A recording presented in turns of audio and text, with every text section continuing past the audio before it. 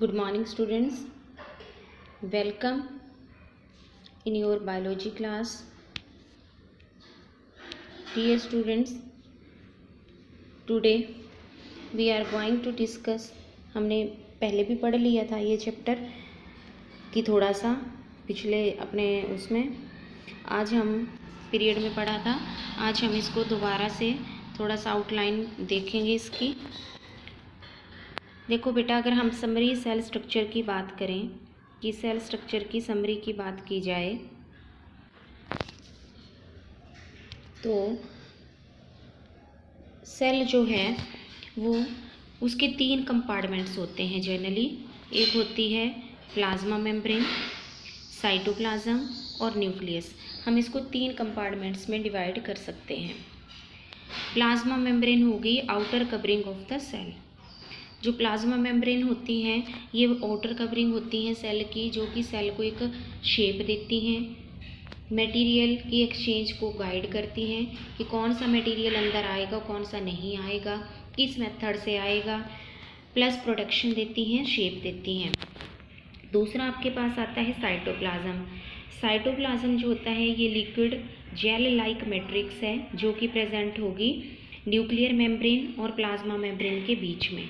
ठीक है, जैसे मान लो ये आपके पास सेल है, ये न्यूक्लियस है इसके अंदर, तो इस मेम्ब्रेन और इस न्यूक्लियर मेम्ब्रेन के बीच ये जो है material it is known as cytoplasm. ठीक है, इसको हम साइटोप्लाज्म बोलेंगे। फिर जो प्लाज्मा मेम्ब्रेन है आपके पास, ये जो सेल वॉल हैं, अगर हम सेल मेम्ब्रेन्स कहें तो मेरे ख्याल से ज़्यादा बढ़िया रहेगा, क्योंकि सेल मेम्ब्रेन जो होती हैं ये 2 तरह की होती हैं, एक प्लाज्मा मेम्ब्रेन और एक सेल वॉल। तो अगर plasma membrane only found in animal cells, ये थिन मेम्ब्रेन्स होती हैं, और जो सेल वॉल है that is thick hard rigid covering found in plant cells only. जो सेल वॉल है वो सेलुलोज की बनी हुई होती है और हार्ड मटेरियल है, तो ज़्यादा रिजिड स्ट्रक्चर देती है ये अपना, और रिजिड होती है, दैट्स वाई प्लांट सेल्स को प्रोटेक्शन देती है अच्छे तरीके से। फिर साइटोप्लाज्म में 2 तरह के स्ट्रक्चर्स पाए जाते हैं, एक साइटोप्लाज्मिक मैट्रिक्स है आपके पास और एक है साइटोप्लाज्मिक स्ट्रक्चर्स। साइटोप्लाज्मिक स्ट्रक्चर्स में आपके पास आएगा नॉन लिविंग भी और लिविंग भी। तो लिविंग में तो आपके पास आ जाएंगे सारे सेल ऑर्गेनेलिस, और नॉन लिविंग में आते हैं इंक्लूजन्स, जैसे कोई ग्रेन्यूल्स प्रेजेंट है या कुछ और इस तरह के मटेरियल नॉन लिविंग। और सेल ऑर्गेनेलिस आपके पास अलग अलग तरह के हैं, जैसे माइटोकॉन्ड्रिया, गोल्गी एपरेटस, फिर प्लास्टिड्स हो गई, लाइसोसोम्स हो गए, वैक्यूल्स हो गया, ये सारे सेल ऑर्गेनेलिस हैं। और ये सारे सेल ऑर्गेनेलिस जो हैं एक प्रॉपर फंक्शन परफॉर्म करते हैं सेल के अंदर, एक स्पेसिफिक फंक्शन होता है इनका परफॉर्म करने का। फिर है न्यूक्लियस। न्यूक्लियस जो होता है ये है कंट्रोलर ऑफ द सेल, सारी एक्टिविटीज़ को, सारी सेल एक्टिविटीज़ को कंट्रोल करता है ये। ठीक है, it controls all the cell activities, सारी कमांड यहाँ से ही चलती है, तभी इसको कंट्रोलर ऑफ द सेल भी बोलते हैं। अब अगर न्यूक्लियस की बात करें तो न्यूक्लियस में जो है न्यूक्लियर मेम्ब्रेन्स होती हैं, न्यूक्लियर सैप होगा, न्यूक्लियोलस एक डार्क कलर का ग्रेनुलर स्ट्रक्चर होता है प्रेजेंट, जो कि राइबोसोमल आरएनए की सिंथेसिस करता है। और न्यूक्लियर क्रोमैटिन्स होती हैं, ये क्रोमैटिन जो होती हैं ये फाइबर लाइक स्ट्रक्चर्स हैं जो कि बाद में कंडेंस होके क्रोमोसोम्स बनाएंगे, और इनका काम होता है जो आपने 8th में भी पढ़ा है, inheritance of characters from one generation to another. Okay, इस तरह से है। फिर हम पढ़ेंगे कि सेल की 2 टाइप्स होती हैं, कौन कौन सी होती हैं। सेल की 2 टाइप्स होती हैं, एक होती है प्रोकैरियोटिक सेल और एक होती है यूकैरियोटिक सेल। ठीक है, तो प्रोकैरियोटिक सेल और यूकैरियोटिक सेल में क्या डिफरेंस है, ये आपको बहुत बार क्वेश्चन आता है। मैंने आपको यूनिसेलर और मल्टीसेलर का डिफरेंस करवाया था।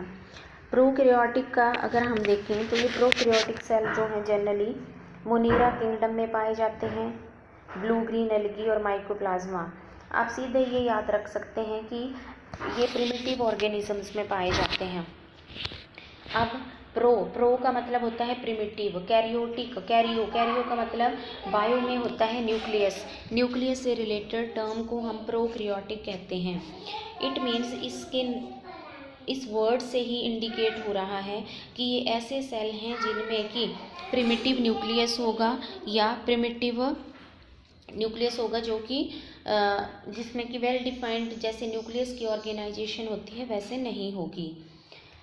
यूकैरियोटिक सेल जो हैं ये हायर ऑर्गेनिज्म में पाए जाते हैं। You means true, Cairo means nucleus. ऐसे सेल जिनमें कि proper well defined nucleus present होगा उनको हम यूकैरियोटिक बोलते हैं। जो प्रोकैरियोटिक सेल हैं उनके न्यूक्लियस को यानी उनका जो क्रोमैटिन है, जेनेटिक मटेरियल है, वो एज इट इज साइटोप्लाज्म में पड़ा होता है, उसके बाहर कोई न्यूक्लियर कवरिंग नहीं होती, तो हम उसको बोलते हैं इनसिपेंट न्यूक्लियस या फिर न्यूक्लियोइड। जबकि ट्रू न्यूक्लियस प्रेजेंट होता है यूकैरियोटिक सेल में और इसको हम न्यूक्लियर मेम्ब्रेन और न्यूक्लियस प्रेजेंट होता है दोनों। अब मेम्ब्रेन बाउंड अगर सेल ऑर्गेनेलिस की हम बात करते हैं तो इसमें अब्सेंट होते हैं और इसमें प्रेजेंट होते हैं।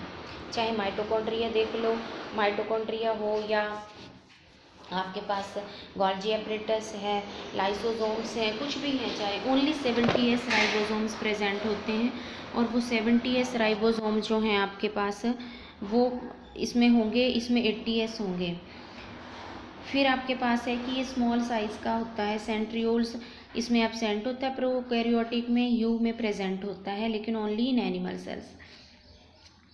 फिर स्मॉल साइज़ होता है प्रोकैरियोटिक का और यूकैरियोटिक का साइज़ जो है वो लार्ज होता है। इसमें साइक्लोसिस का मतलब होता है साइटोप्लाज्म का मूवमेंट। तो साइटोप्लाज्म का मूवमेंट जो है प्रोकैरियोटिक में नहीं होता और यूकैरियोटिक में होता है। तो ये डिफरेंस हो गया आपके पास प्रोकैरियोटिक और यूकैरियोटिक सेल का। अब हम इसके बाद देखेंगे difference between plant and animal cell. ये आपके पास प्लांट और एनिमल सेल है।